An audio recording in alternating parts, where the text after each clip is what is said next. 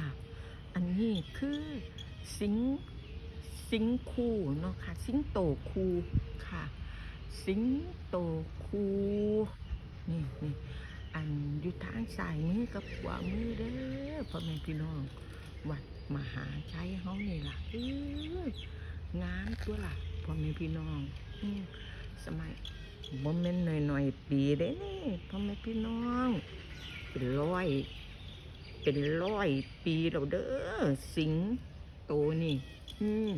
บ่แม่นอายุน้อยๆเด้อพ่อแม่พี่น้องเป็นร้อยปีแล้วตั้งแต่สมัยป้าตุ้ยเด็กน้อยป้าตุ้ยก็เห็นเพิ่นอยู่นี่มาก่อนแล้วพ่อแม่พี่น้องป้าตุ้ยก็ได้มาเล่นมาเล่นมาปีนมานั่นขึ้นตามภาษาเด็กน้อยเนาะพ่อแม่พี่น้องสมัยตะกี้บ่ไปเล่นไสแล้วก็มาเล่นวัดนี่ล่ะพ่อแม่พี่น้องมาเล่นวัดเด็กขี่สิงขี่นั่นเนาะพุ่นสิงคูเพิ่นพ่อแม่พี่น้องอีกตัวหนึ่งอยู่ฟังทั้งพุ่นอันตัวนี้อยู่ฟังทั้งนี้ค่ะ